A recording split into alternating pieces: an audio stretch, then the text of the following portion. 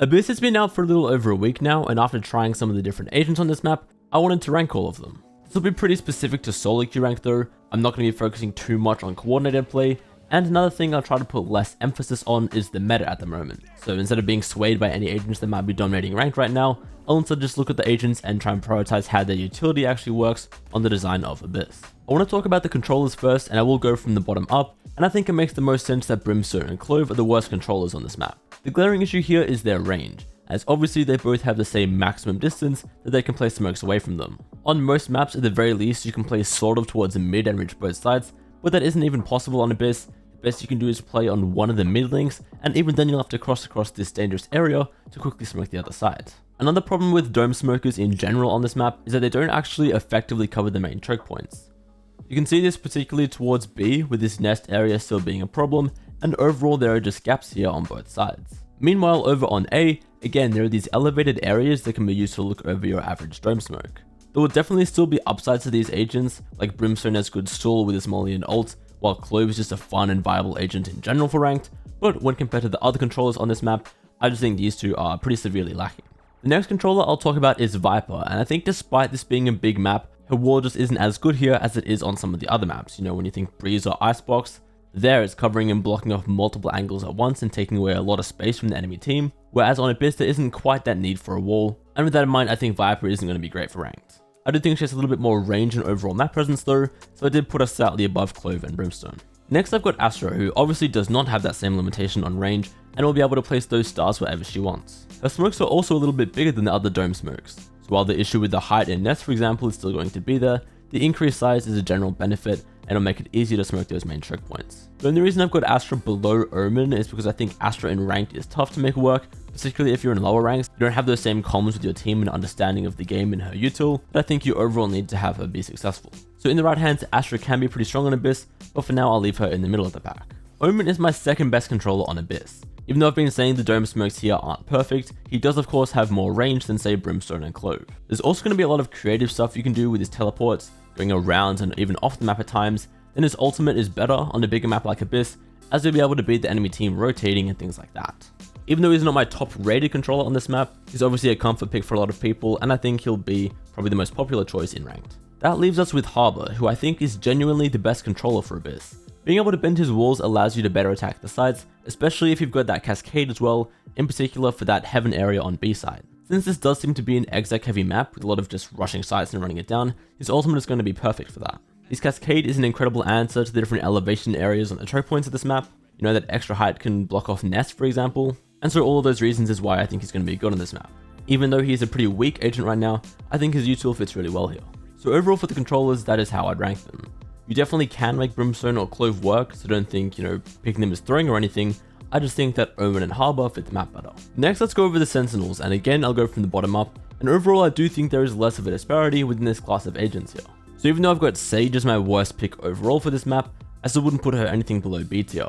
The wall is going to be great for safely planting or defusing the bomb, her heal is nice to have in ranked, her ultimate is nice to have in ranked. Overall, you'd probably get more Sentinel value by choosing someone that can get you passive information, but Sage is still a fine pick and is definitely viable on Abyss. Next I've got Killjoy, because there aren't really any crazy setups that you can do, and of course this is going to be a huge map similar to Breeze, where she sort of struggles to find any value.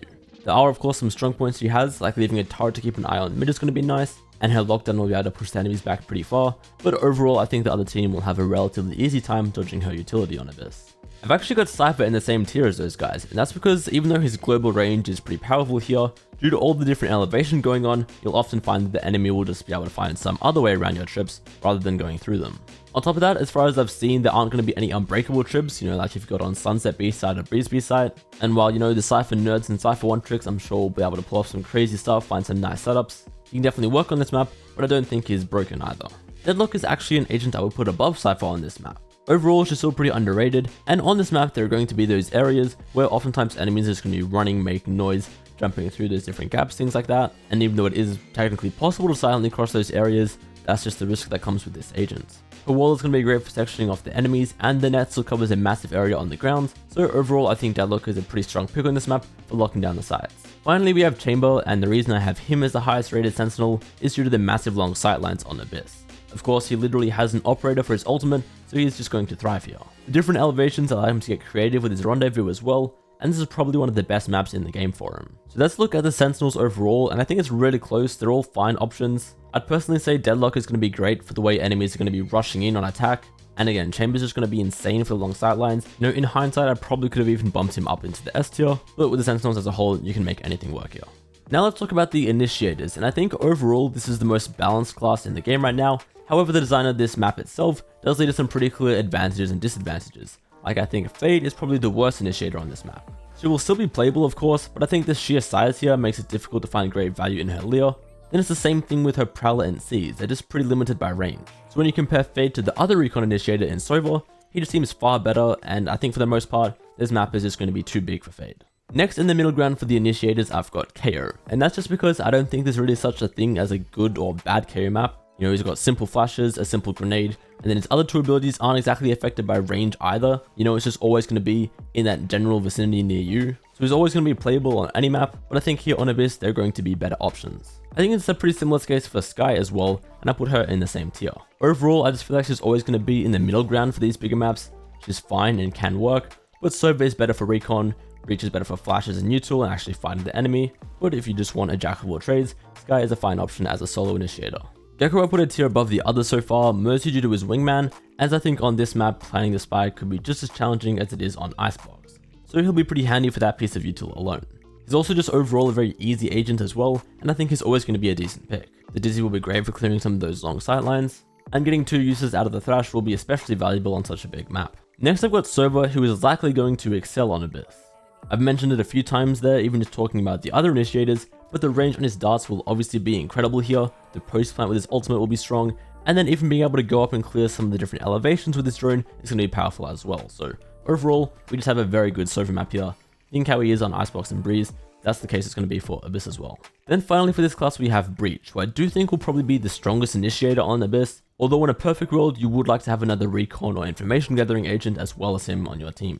The little trick of being able to knock people off the map with your ult is cool of course, but even looking beyond that, there are quite a few long and narrow areas and just overall parts of this map where this stun will be really effective, like here in a main from backside or even just anywhere in mid.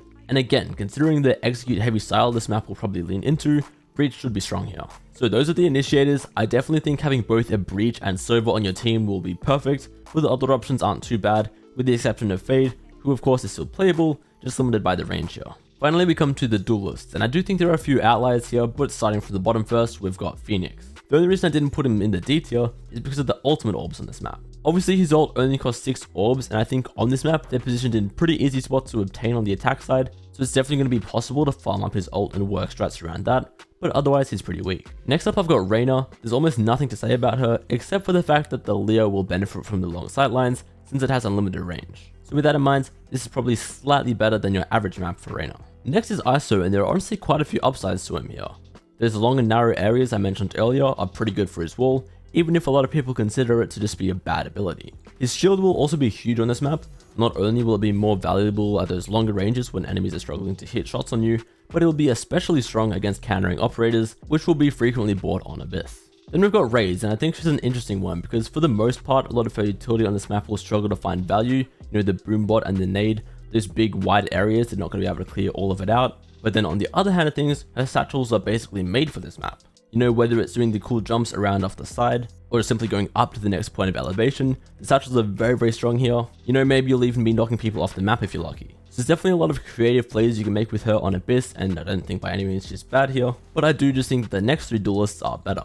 The first of those 3 is Yoru, who of course will have a field day with this gate crash here. It's such a big map, so being able to immediately teleport from one side to the other is just going to be insane. The only thing you will have to be careful of is your gate crash falling off the map, and you might want to go even into a custom and spend some time learning where to exactly throw it so it lands in a nice corner for you. That's the only thing you have to keep in mind, you know, just be careful where you throw that gate crash in actual games, otherwise Yoru is going to be solid here. Neon is also going to be strong on this map for a similar reason, given how quickly she can rotate from one side to another. Even without taking the buff sprint into account, that was always going to be one of her strengths here, and she will also just excel at running it down onto sides, so if you combat that with like a Breach and Harbor, the enemy team will just be perma-stunned. Finally, the best duelist for this map has to be Jett. The verticality and different levels of elevation are going to be perfect for her to updraft wherever she wants. Then you've got those different skill jumps that'll be possible through hovering and dashing around, And of course, she is one of the 2 main operator wielding agents in the game, so Jett is going to be absolutely dominant on this map. So that is how I would rank the Duelists overall. Obviously, the movement Duelists are just normally strong, but in particular on this map, I think the different elevation and jumps you can do will make them excel even more than usual. That then brings us to the overall tier list of how I'd rank the agents on Abyss. Once again, this is mostly thinking like solo queue ranked and just that run it down play style, and I did mostly try and ignore how strong the agents actually are right now, and instead wanted to focus on how their utility fits the map. In hindsight, after editing, I probably could have put Chamber and ISO a little bit higher, but that's the picture I've ended up with. I think the ideal team comp for this map will absolutely contain a Breach, Sova, and Jett. Then for the controller, even though Harbor I think is better, Omen is going to be a comfort pick, so I think he's a fine option. And then finally, any one of the Sentinels to round it out. Chamber is great with the long sightlines, but I personally think Deadlock is crazy underrated right now. That's just what I think though, and I'd love to hear your thoughts, so let me know in the comments which agents you guys think are going to dominate the meta on Abyss.